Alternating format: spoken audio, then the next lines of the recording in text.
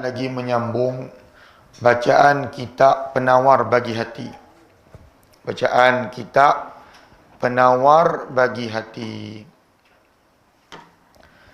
Pada pagi ini kita sambung muka surat 8. Muka surat 8. Muka surat 8, siri yang ketiga. Maknanya kali ketiga kita baca kitab ni. Hari ni hari yang kuliah siri yang ketiga kita baca kitab Penawar Bagi Hati pada pagi ini. Muka surat 8 bawah sekali tu. Muka surat 8 bawah sekali.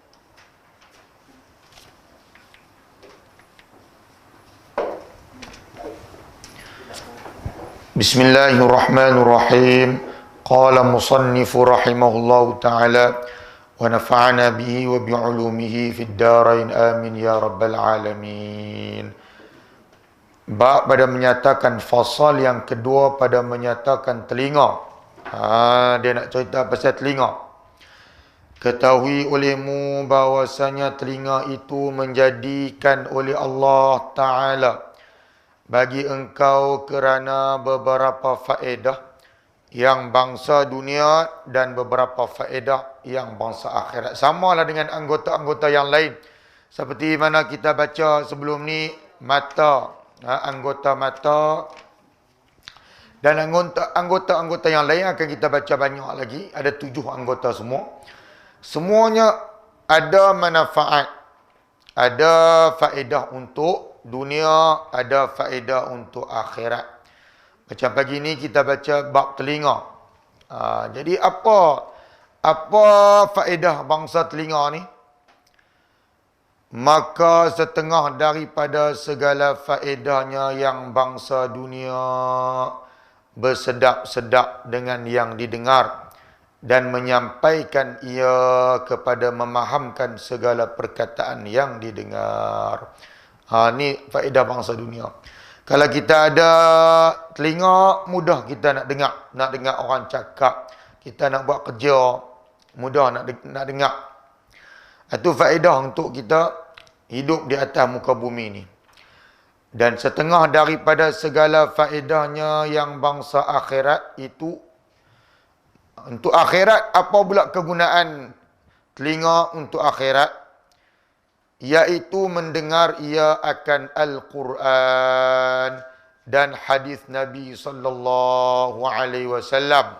Muka surat sebelah.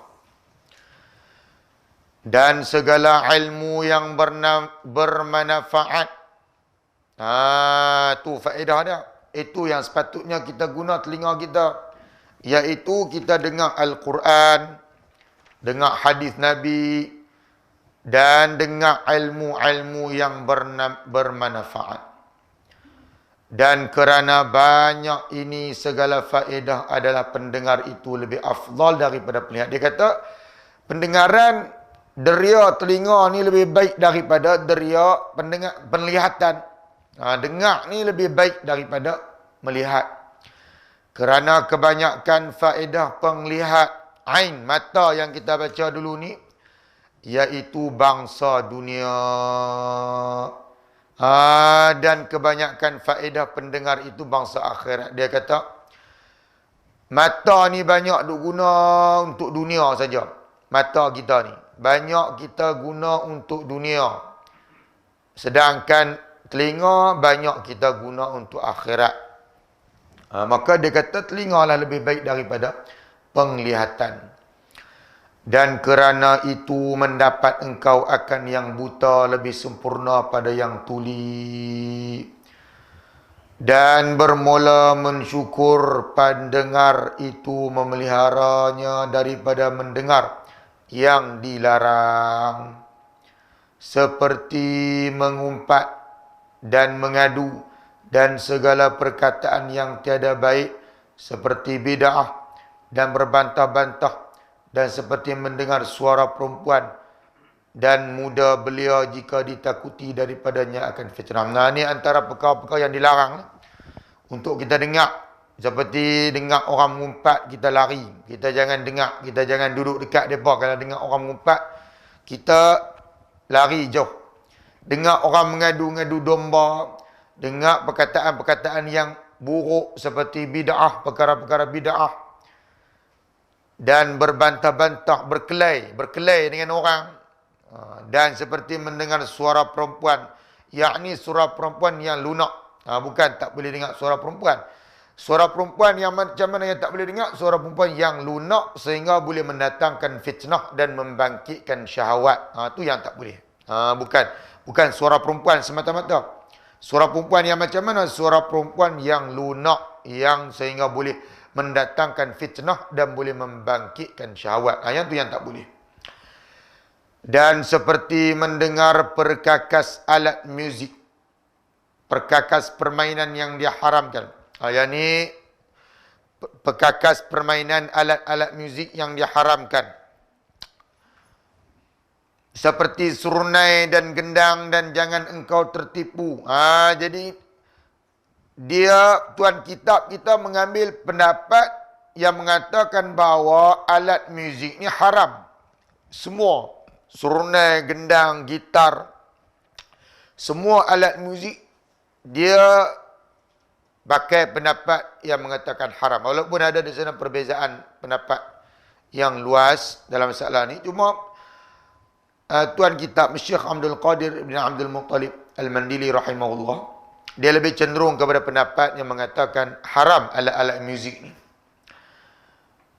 Maka sebab itu dia kata termasuk dalam perkara yang dilarang ialah mendengar alat-alat muzik seperti surnai dan gendang. Dan jangan engkau tertipu disebabkan mereka yang menghalalkan akan mendengar umpama surnai itu. Dia kata jangan kita mudah terpedaya, jangan kita tertipu. Kerana perkataannya itu menyalahi ia akan Al-Quran dan hadis Nabi SAW. Maka lazimkan olehmu memelihara pendengar, yakni telinga kita, engkau daripada perkataan yang keji dan yang sia-sia. Kerana mereka yang menuntut dengar bersekutu ia dengan mereka yang berkata-kata pada dosa perkataan yang haram itu. Apatah lagi bulan Ramadan ni. Bulan Ramadan ni kita kena lebih banyak jaga telinga kita, mata kita, supaya kita dapat menghasilkan puasa yang sempurna. Bukan tak sah puasa. Kalau bulan Ramadan ni dengar muzik ke, dengar apa yang benar-benar haram terdengar, bukannya tak sah puasa. Puasa kita sah, cuma mengurangkan pahala puasa kita. Maka sebab itu kalau dalam bulan Ramadan lebih-lebih lagi lah kita kena jaga. Dan lagi pula bahawasanya mendengar perkataan yang sia-sia dan keji itu mendatangkan was-was ke dalam hati. Dan ketahui olehmu bahawasanya perkataan, dia kata, yang didengar itu seperti makanan. Setengah daripadanya memberi manfaat dan setengahnya memberi mudarat, dan setengahnya penawar dan setengahnya racun. Dia kata, kita duduk dengar perkataan orang ni. Perkataan-perkataan orang ni, ada yang boleh jadi ubat dekat kita. Ada yang boleh jadi racun dekat kita bila kita dengar perkataan-perkataan orang. Macam mana contohnya? Bahkan berkekalan perkataan itu di dalam hati lebih lama daripada berkekalan makanan di dalam perut. Dia kata perkataan orang ni kalau kita dengar, kadang-kadang tu lebih lama dia lekat, kesan dia tu duduk dalam hati kita lama lebih daripada makanan. Makanan ni masuk dalam perut sat saja habis. Nanti dia keluarlah balik makanan tu. Tapi perkataan orang ni sama ada perkataan yang baik ataupun perkataan yang buruk yang memberi kesan dalam hati kita, lama boleh ingat sampai lama. Lama sampai mati pun boleh ingat lagi perkataan itu. Dan kerana makanan itu hilang ia di dalam perut besar dengan tidur dan umpamanya. Dan terkadang, yakni ada kalanya berkekalan ia di dalam perut beberapa hari, kemudian hilang ia dengan makan pencair ataupun julak. Julak ni pelawas perut. Adapun perkataan jatuh ke dalam hati, maka terkadang terkekalan ia di dalam hati seumur hidup. Dia kata tekak makanan ni boleh hilang. Bila-bila masa boleh hilang. Tapi kalau perkataan orang ni, kadang-kadang boleh kekal dalam hati kita. Boleh lekat dalam ingatan kita, dalam hati sanubari kita sampai ke mati. Sama ada perkataan itu perkataan yang baik ataupun perkataan yang jahat. Macam orang duk kata dekat kita, perkataan yang jahat. Ataupun orang puji kita, perkataan yang baik. Ataupun kita dengar sesuatu ilmu. Sesuatu ilmu yang cukup memberi kesan dalam hidup kita, kita akan ingat benda tu. Sesuatu perkara yang sehingga menyebabkan dia membawa perubahan dalam hidup kita. Kita pergi mengaji mana-mana, kita dapat satu hikmah, satu ilmu baru, sehingga ilmu itu menyebabkan ianya membawa perubahan yang besar dalam hidup kita. Orang tanya ni pasal apa yang boleh berubah sampai tahap ni, kita pun cerita balik. Saya masih ingat lagi perkataan macam ni, sehingga boleh menyebabkan saya berubah dalam hidup ini. Ataupun perkataan yang buruk, yang jahat, kita sampai kita ingat sampai mati. Yang ni pun masalah apa tu, penyakit orang Melayu kita juga. Penyakit orang Melayu kita ni. Kita sentiasa ingat orang buat jahat dekat kita. Orang kata dekat kita, kita akan ingat ni. Kebanyakan orang Melayu kita lagu tu, dia beza dengan orang Arab. Orang Arab ni dia buat tak tahu kan. Dia jenis kering, hati kering. Berkelai isak ya, lepas tu baik balik. Tumbuk sampai tak sangka. Tapi baik, boleh baik balik. Sak saja. Tapi orang Melayu kita ni jangan kata tekap tumbuk. Kata sikit pun ingat sampai mati. Kalau ingat, kalau dengar kata, ataupun ada orang kata dekat kita, orang kata dekat mak pak kita ke, kata dekat keturunan kita ke, kata dekat anak-anak kita ke, kita akan ingat perkataan tu. Sebahagian orang dia akan ingat. Dia akan simpan dendam dekat orang tu sampai mati. Setengah orang Melayu kita. Itu penyakit, antara penyakit yang ada dalam kalangan orang Melayu kita. Sebab tu dia kata perkataan tu, perkataan dia boleh duduk dalam hati kita ataupun meninggalkan kesan dalam hati kita lama, sehinggalah dia kata seumur hidup walaupun sampai mati sekalipun. Maka jika ada ia perkataan yang jahat, tengok dia kata, maka jika ada ia perkataan yang jahat, maka sentiasa ia menfitnahkan ia dan mendatangkan was-was, bahkan terkadang mensebabkan ia akan kebinasaan yang besar. Maka hendaklah bersungguh-sungguh orang yang berakal pada memelihara pendengarnya, yakni telinganya, dan segala anggotanya sebelum ditanya daripadanya hari kiamat. Telah berfirman Allah Ta'ala berfirman dalam Al-Quran, ba'da a'udzu billahi minasyaitonir rajim, innas sam'a wal basara wal fuada kullu ulaika kana anhu mas'ula. Surah Al-Isra ayat 36. Artinya bahawasanya pendengar dan penglihatan dan hati sekalian itu akan ditanya daripadanya pada hari kiamat. Wallahu a'lam. Kita sambung lagi bab yang berikutnya. Bab ni panjang, iaitu bab lidah. Bab tadi kita baca sekali lalu macam tu, bab telinga. Jadi kita, apa yang kita dapat ialah kita kena dengar perkara yang baik banyaklah. Macam kita main majlis ilmu, kita dengar Al-Quran, dengar hadis. Jangan jemu dengar Quran ni. Duduk dalam masjid, tambah bulan Ramadan ni. Bulan Ramadan ataupun 10 malam akhir ni, banyak duduk dalam masjid. Dengar Al-Quran. Kalau malah nak baca pun dengar Al-Quran. Dengar tu imam baca. Dengar Al-Quran dalam masjid. Fasal yang berikutnya, ataupun bab yang berikutnya, bab yang ketiga. Nak cerita anggota yang ketiga. Fasal yang ketiga pada menyatakan lidah. Lidah ni cerita panjang. Kita akan baca. pelan-pelan.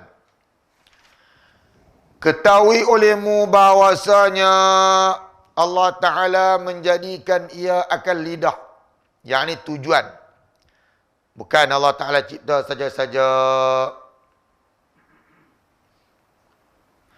Rabbana ma khalaqta hadha batila. Rabbana ma khalaqta hadha batila. Allah Ta'ala tak menciptakan seluruh penciptaan yang Allah Ta'ala ciptakan ini secara sia-sia. Tapi Allah Ta'ala cipta ada tujuan, ada sebab dia. Seperti Allah Ta'ala ciptakan lidah ni yang kita nak cerita ni, bagi engkau supaya membaca engkau dengan dia akan Al-Quran. Al-Quran juga. Dengar pun dengar Quran, baca pun baca Quran juga. Dan hadis Nabi SAW dan segala zikir, dan menyuruh engkau dengan kebajikan dan melarang daripada kejahatan, dan memberi nasihat engkau akan orang Islam, dan menunaikan engkau akan hajat mereka itu, dan mendamaikan engkau akan mereka itu. Waktu lidah kita, tu fungsi lidah yang sepatutnya kita guna dalam kehidupan kita. Baca Al-Quran, baca hadis, baca zikir, suruh orang buat baik, larang orang buat jahat, dan memberikan nasihat sesama Islam, dan melepaskan hajat, memudahkan hajat orang lain, dan juga mendamaikan orang yang berkelahi. Itu kan fungsi lidah yang sepatutnya kita buat. Baca Quran tu terutamanya. Apatah lagi di bulan Ramadan. Bulan Ramadan ni kalau boleh khatam Quran 30 juzuk 30 hari ni. Hari ni 5 Ramadan lah. 5 Ramadan hari ni tak awal lagi. Yang tak mula baca Quran lagi tu, dan lagi kita nak mula. Dan lagi. Patutnya hari ni 5 juzuk dah. Patutnya. Kita cek balik. Hari ni cukup dah 5 juzuk dah. Ni baca 5 juzuk dah. Patutnya hari ni 5 juzuk dah. Kalau tidak, sia-sia saja Ramadan itu berlalu tanpa kita membaca Al-Quran. Allah Ta'ala muliakan bulan Ramadan ini dengan Al-Quran. Tapi kalau kita tak baca, rugi. Saban tahun, setiap tahun Ramadan mai dekat kita. Ramadan mai dekat kita. Tapi kita ni seolah-olah buat tak tahu. Macam Ramadan ni tak ada apa. Sedangkan Allah Ta'ala kata di dalam Al-Quran, Syahrul Ramadan alladhi unzila fihi Al-Quran. Dalam bulan Ramadan Allah Ta'ala turunkan Al-Quran. Kalau kita baca bagaimana Al-Quran diturunkan, bermula daripada, kalau kita nak tengok betapa besarnya kemuliaan Al-Quran tu, tengok bagaimana Allah Ta'ala muliakan Al-Quran tu daripada mana Allah Ta'ala turun. Allah Ta'ala letakkan Al-Quran tu mula-mula di mana? Bal huwa Qur'anun majid fi lawhim mahfuz. Bahkan Al-Quran itu yang terpuji fi lawhim mahfuz, di lawhim mahfuz. Itu mula-mula Al-Quran berada di sana. Kemudian Allah Ta'ala turunkan Al-Quran secara sekaligus, jumlatan wahidah, ke Baitil Izzah, sama'id dunya. Baitil Izzah. Kita kena ingat ni, bagaimana Quran diturunkan. Bermula daripada Lauhul Mahfuz, kemudian diturunkan ke sama'id dunya, Baitil Izzah. Satu khazanah Allah Ta'ala, satu rahsia Allah Subhanahu Wa Ta'ala. Kemudian diturunkan melalui malaikat Jibril. Jibril alaihi salam, malaikat yang paling mulia. Allah Ta'ala muliakan Jibril dengan Al-Quran. Jibril yang ditugaskan untuk menyampaikan wahyu kepada para nabi, para rasul.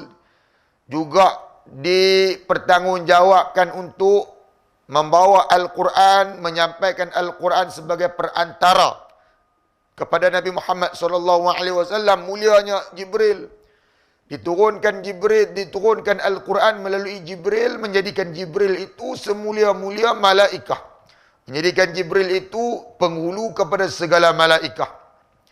Diturunkan ke dalam dada Nabi Muhammad SAW. Menjadikan Nabi Muhammad itu semulia-mulia khairul bashar, semulia-mulia manusia. Menjadikan Nabi Muhammad itu penghulu segala rasul, penghulu segala anbiya dengan Al-Quran, dengan kemuliaan Al-Quran itu. Kemudian Al-Quran diturunkan pada bulan Ramadan, menjadikan bulan Ramadan itu semulia-mulia bulan. Menjadikan Ramadan itu penghulu kepada segala bulan. Dan diturunkan pula Al-Quran itu pada malam Al-Qadar, menjadikan malam Al-Qadar itu malam yang terbaik, lebih baik daripada 1000 bulan. Khairun min alfi syahr. Malam yang terbaik, lebih baik daripada 1000 bulan. Kerana dengan turunnya Al-Quran pada malam itu. Kemudian diturunkan Al-Quran kepada umat Nabi Muhammad, umat akhir zaman, menjadikan pula umat Nabi Muhammad itu umat yang terbaik. Kuntum khaira ummah. Kamu umat yang terbaik kerana dengan Al-Quran itu. Maka itulah kemuliaan Al-Quran. Kalau umat Nabi Muhammad sendiri tak baca Quran, Allah Ta'ala muliakan umat Nabi Muhammad, memuliakan kita dengan Al-Quran. Cukup rugi orang yang tak membaca Al-Quran. Apatah lagi bulan Ramadan dengan tidak mengkhatamkannya. Tanpa mengkhatamkan Al-Quran.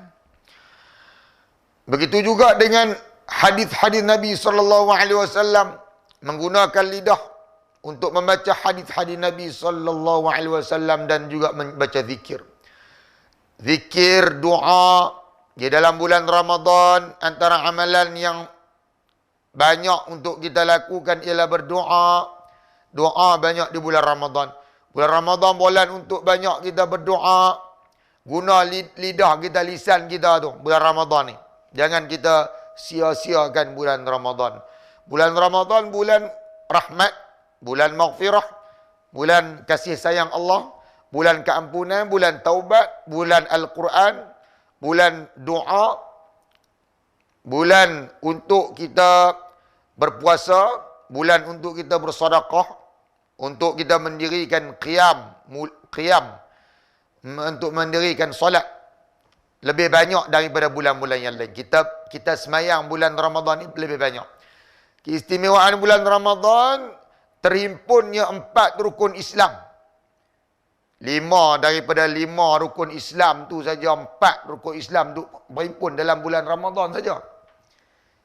Mengucap 2 kalimah syahadah, mayang, puasa, zakat, haji saja tak ada. Haji saja tak ada. Ada 4 rukun Islam duduk dalam bulan Ramadan saja. Mulianya bulan Ramadan, besar bulan Ramadan ni. Mana ada bulan lain dah. Zakat fitrah bayar bulan lain. Zakat fitrah semua orang wajib bayar. Zakat harta, zakat perniagaan ni tak semua orang bayar. Orang yang mampu saja. Zakat fitrah ni wajib juga bayar. Melainkan kalau dia tu memang teruk sangat. Memang fakir, miskin sungguh. Sampai nak buat tabik RM7 untuk dia, habuan dia pun tak boleh tu, tak apalah. Tapi zakat fitrah ni wajib untuk semua orang Islam yang akil baligh. Bayar zakat fitrah di bulan Ramadan. Berpuasa di bulan Ramadan, semayang. Bahkan semayang di bulan Ramadan tu lebih lagi daripada bulan yang lain. Tapi semayang pula tak tahu apa satu. Itu pula itu masalah. Masalah kita mayang banyak.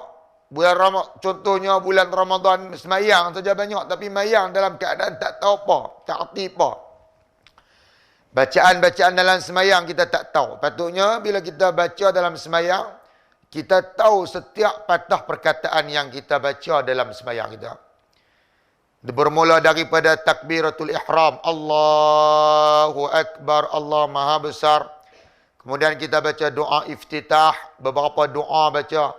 Allahu Akbar kabiran walhamdulillahi kathiran wa subhanallahi bukratan wa asila.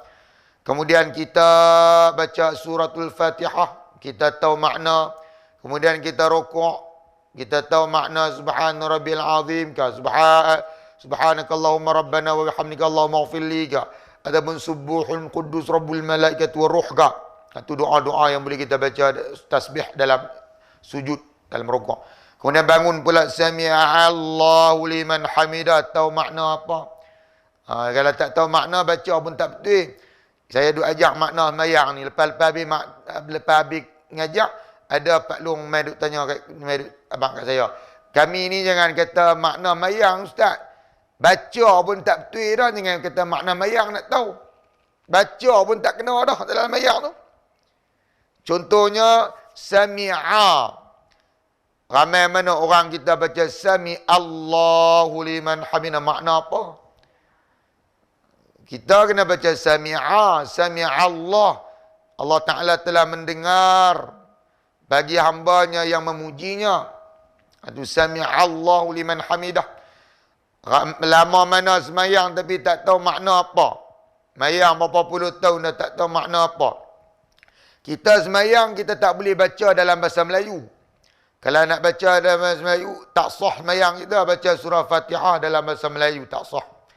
Kalau kita tengok agama-agama yang lain, agama Buddha ke Hindu ke Kristian ke, dia ikut bangsa mereka.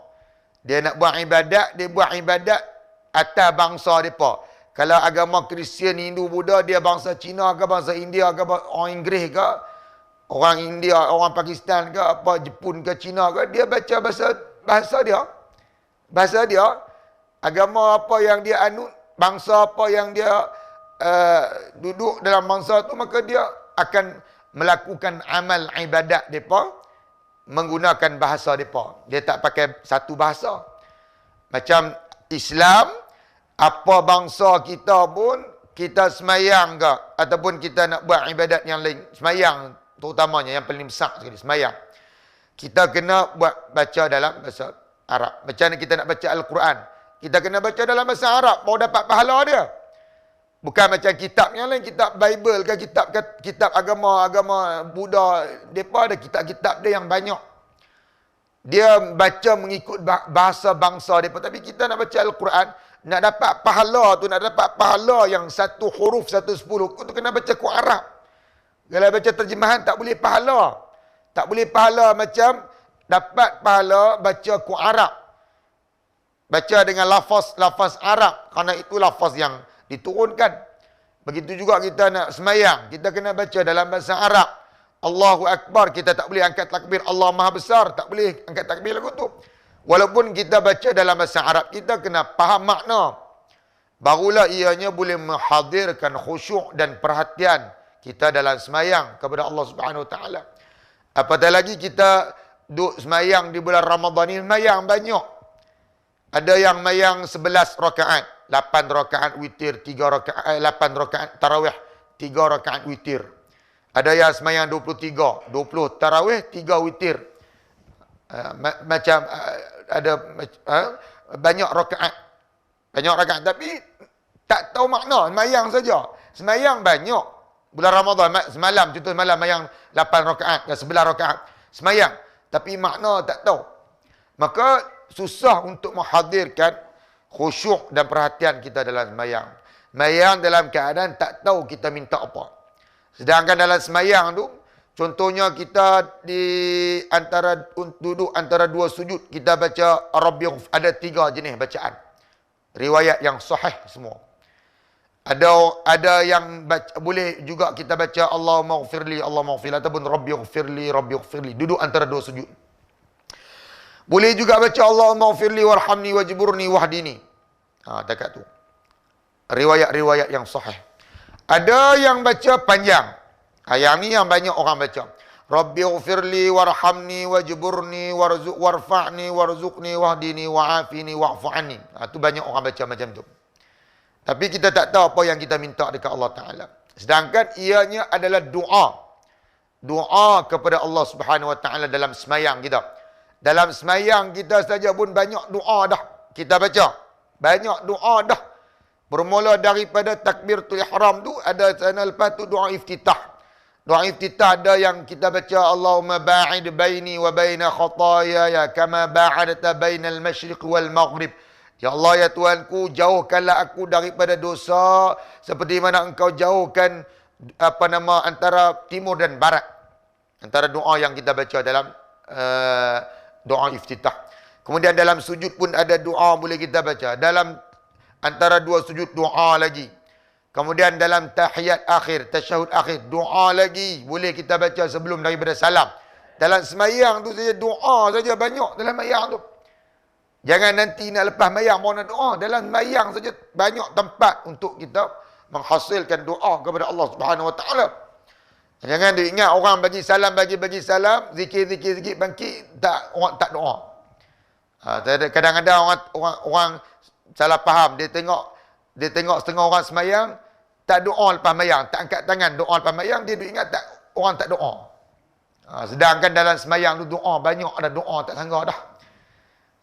Dalam semayang lah sepatutnya kita doa banyak. Pada tempat yang paling dekat dengan Allah Ta'ala. Apatah lagi dalam sujud. Doa tempat yang paling hampir dengan Allah Subhanahu Wa Ta'ala adalah pada ketika sujud. Kita doa dalam antara dua sujud.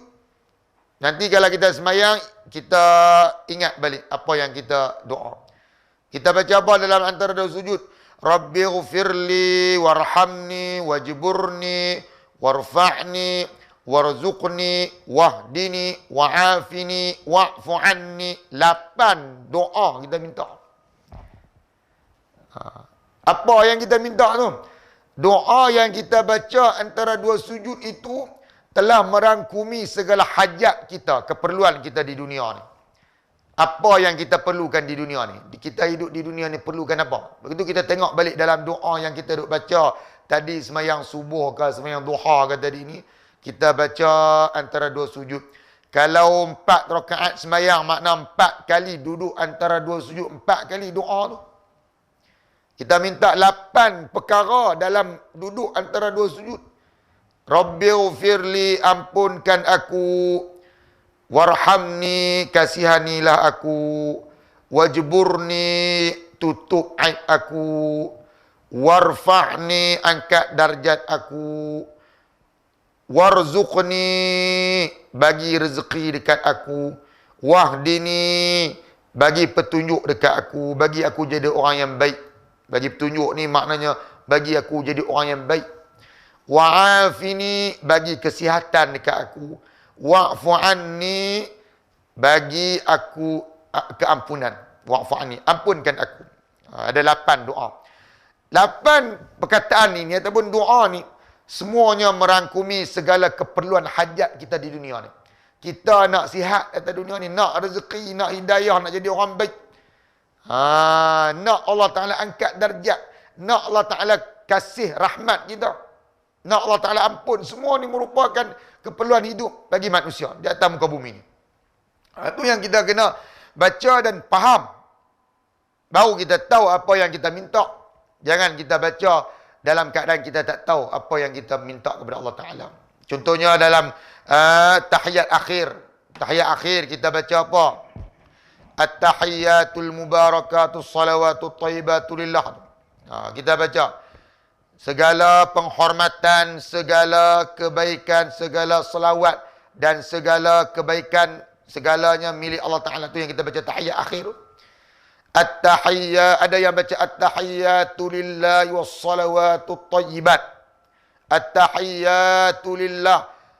At-tahiyyatu maknanya segala penghormatan. Itu at-tahiyyat. Lillah, bagi Allah. Was-salawat, segala doa, permohonan, permintaan. Wat-thayyibat, segala kebaikan. Semuanya milik Allah. Ada yang baca at-tahiyyatul mubarakatus salawatut tayyibatu lillah. Ada yang baca macam tu. At-tahiyyatu, segala penghormatan. Al-mubarakatu, segala keberkatan. As-salawatu, segala doa, permintaan, selawat.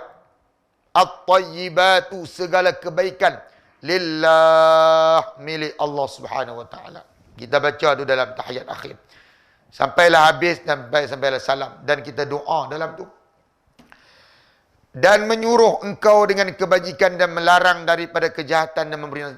Dan juga menggunakan lidah kita ni untuk apa? Untuk suruh orang buat baik, larang orang buat jahat. Kita menunaikan hajat orang lain dan kita mendamaikan antara manusia. Kita ada sikit lagi masa. Saya akan baca sikit lagi. Lebih kurang 9.40 kita habis Ustaz Khairul Mas. Dan barang sebahagiannya daripada segala faedah akhirat yang dikerjakan dengan lidah. seperti menjadikan Allah Ta'ala akan lidah engkau, itu kerana maslahat dunia. Seperti mencari harta dengan segala akad perjanjian, dan akad jual beli, dan akad sewa menyewa. Dan hendaklah syukur engkau atas nikmat lidah. Dia kata untuk dunia pun banyak faedah. Lidah kita ni guna untuk apa? Untuk akad. Akad perjanjian.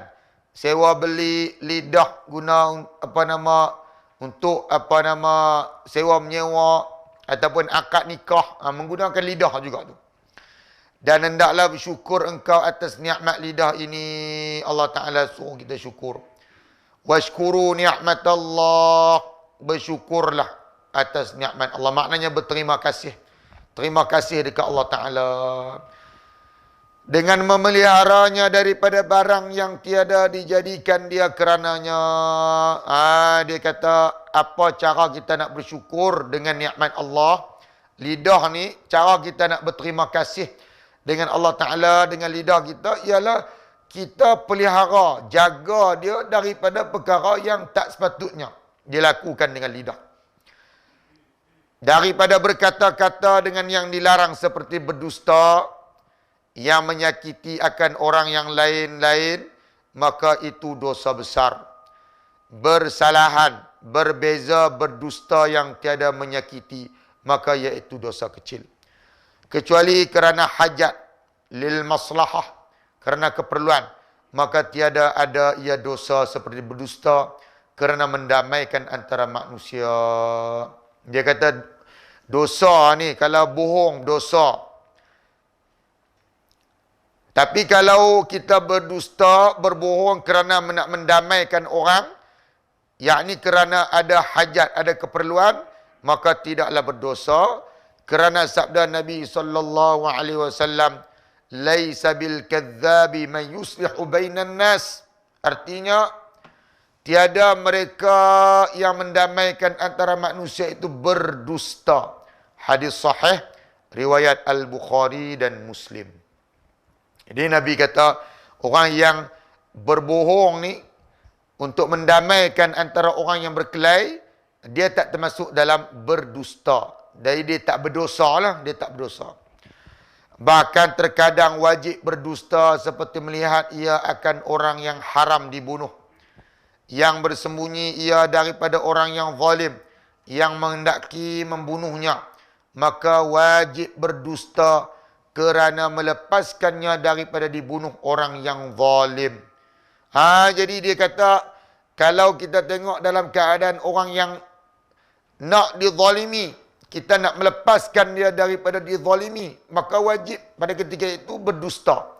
Bukan kerana niat untuk berdusta, tapi niat adalah untuk apa? Untuk melepaskan orang daripada dizalimi, ataupun untuk mendamaikan orang, ataupun untuk menyebabkan orang Islam menang dalam peperangan, berdusta dalam peperangan, ataupun berdusta untuk mendamaikan antara dua suami isteri. Ini antara dusta yang dibolehkan. Dusta yang dibolehkan, tetapi bukan niat untuk berdusta. Niat untuk menjaga kemaslahatan. Itu sebab dia. Bukan berdusta, cakap benda yang tak betul ini kerana nak berdusta. Tapi kita cakap benda yang tak betul dalam keadaan-keadaan tertentu, kerana sebab-sebab tertentu, kerana keperluan-keperluan tertentu. Yang itu saja yang dibolehkan. Adapun dusta, berbohong itu adalah asalnya adalah berdosa dan hukumnya adalah haram. Dan mengumpat, dan seperti mengumpat, iaitu menyebut engkau akan saudara engkau dengan perkataan yang benci, ia akan dia jika didengarnya, maka iaitu haram dengan ijma' ulama. Bahkan berkata kebanyakan mereka itu bahawasanya mengumpat itu dosa besar kerana barang yang datang padanya daripada beberapa janji siksa yang bersangatan, seperti firman Allah Subhanahu wa taala.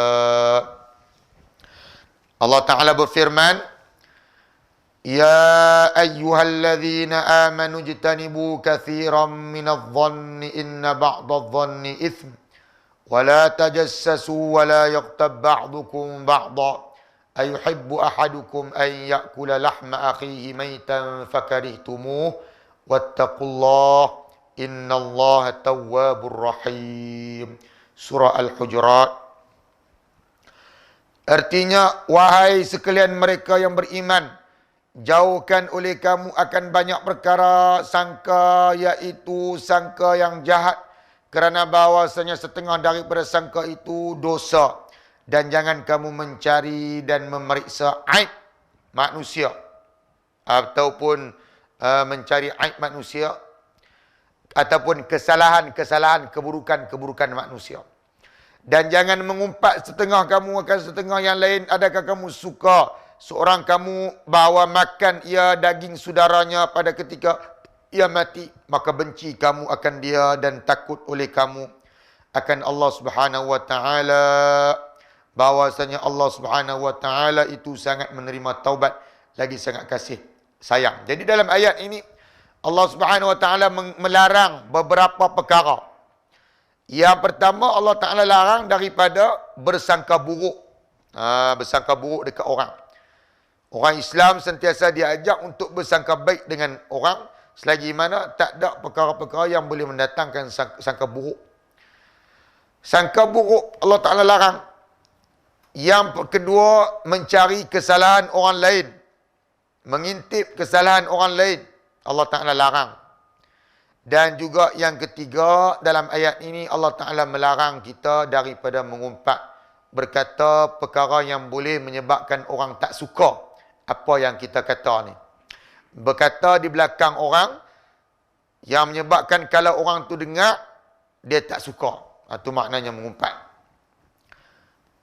Ada 5 minit lagi. Kita habis muka surat ni lah. Kita habis muka surat ni.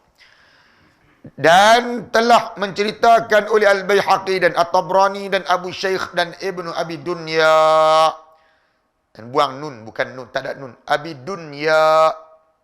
Nun belakang tu tak ada. Daripada Jabir bin dan Abi Sa'id radhiyallahu anhu berkata keduanya, sabda Nabi sallallahu alaihi wasallam. Ini riwayat ni dhaif. Ini riwayat ni dhaif, maka kita sebut riwayat. Riwayat ini menyebut bahawa iyyakum wal ghibata fa innal ghibata ashaddu minaz zina. Qila lahu kaifa qala innar rajula qad yazni wa yatubu fa yatubu Allahu alayhi wa inna sahibal ghibati la yughfaru lahu hatta yaghfira lahu sahibuh. Artinya jauhkan oleh kamu akan diri kamu dan jauhkan oleh kamu akan mengumpat. Kerana bahawasanya mengumpat itu lebih bersangatan daripada berzina. Dikatakan bagi Nabi sallallahu alaihi wasallam, betapa ada mengumpat itu lebih bersangatan daripada berzina. Bersabda Nabi SAW bahawasanya seorang laki-laki terkadang berzina, ia dan taubat, ia maka menerima Allah Ta'ala akan taubatnya, dan bahawasanya yang mengumpat itu tiada diampuni baginya sehingga mengampuni baginya oleh orang yang diumpatnya. Dia kata apa? Hadis ni sanadnya dhaif. Sanad dia dhaif. Tapi maknanya sahih. Maknanya kita boleh ambil pengajaran dan iktibar. Hadis ni menyebut bahawasanya Nabi melarang apa? Daripada mengumpat. Kerana apa? Kerana mengumpat itu lebih dahsyat daripada berzina. Kerana orang yang mengumpat ni dia bersangkut dengan orang. Dia bersangkut dengan orang. Selagi mana orang itu tak maafkan dia di dunia, maka selagi itulah seseorang itu tak akan habis perbicaraan dia sehingga ke hari kiamat. Maka di hari kiamat nanti pahala orang yang mengumpat akan diambil oleh orang yang diumpat. Sehinggalah habislah pahala dia, ambil pula dosa orang yang diumpat, tahu dekat orang yang mengumpat tadi. Maka akhirnya masuklah dia ke dalam neraka. Adapun orang yang berzina ataupun melakukan dosa-dosa yang lain yang bersangkut dengan Allah Ta'ala, kalau Allah Ta'ala ampunlah dia, bersihlah dia. Adapun orang yang mengumpat, selagi mana orang tu tak ampunkan dia, maka selagi itulah dia tak akan selamat di hari akhirat. Sehinggalah pahala-pahala dia diambil oleh orang yang diumpat itu. Lepas itu di dunia ni, antara cara untuk kita selesaikan masalah mengumpat ni, kita minta maaf daripada orang yang kita mengumpat ni. Dan apa? Dan kita berbuat baik. Ada orang yang tak mampu nak minta maaf, dia takut jadi benda lebih teruk. Cara dia. Cara untuk kita nak selesaikan masalah mengumpat ni, takut benda tu lebih teruk, kita tak berani nak habaq kat dia, kata kita mengumpat, cara dia ialah macam mana? Caranya ialah kita berhenti daripada kata dekat dia. Pertama, berhenti kata dekat dia, cara nak selesai mengumpat ni. Kemudian, kita doakan keampunan untuk dia. Dan, kita buat baik dekat dia. Kita kena buat baik dekat dia. Kita doa dekat dia ke, tolong dia ke, buat baik dekat orang yang kita mengumpat tu. Kalau kita tak mampu nak minta maaf, takut-takut sekali jadi lebih teruk lagi. Tu antara cara yang ulama anjurkan, yang dianjurkan, supaya tidak jadi lebih teruk lagi. Itu cara dia. Dan kita habis takat tu nanti dan seperti menyalahi janji. Yang ni mungkir janji. Mungkir janji cerita lain pula. Mungkir janji kita akan masuk pada masa yang akan datang nanti. Jadi kita berhenti takat tu dulu. Pada pagi ini kita baca tentang telinga dan juga lidah. Lidah kita baca saat dusta dan mengumpat. Dusta dan juga mengumpat. Sampai berhenti takat hadis tu, dia akan masuk bab mungkir janji pula. Mungkir janji.